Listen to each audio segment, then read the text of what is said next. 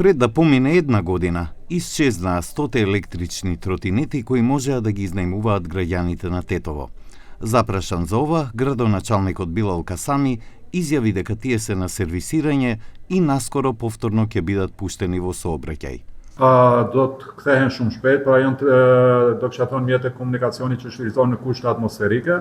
Operatori i cili ka marrë të drejtën për vendosjen në qarkullim të atyre, ka bërë servisimin dhe riparimin gjithë atyre, sepse fatkeqësisht në pjesë e madhe të atyre janë dëmtuar dhe unë besoj që shumë shpejt do të rikthehen përsëri në qarkullim. Но и по сервисирањето потребна е зголемена предпазливост при користењето на овие превозни средства. Причината е што, според податоците на тетовската полиција, бројот на сообраќајни несреќи со електрични тротинети постојано расте.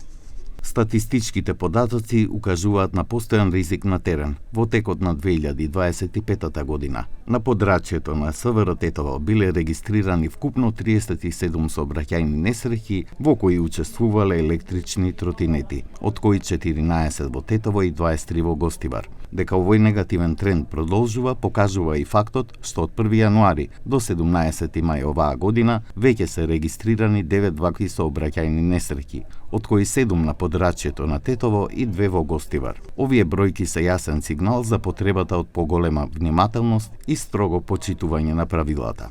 Се смета дека бројот на повредени лица при користење тротинети е уште поголем, но многу случаи не се пријавуваат во полиција, бидејќи повредите настануваат без да се предизвика сообраќајна несреќа.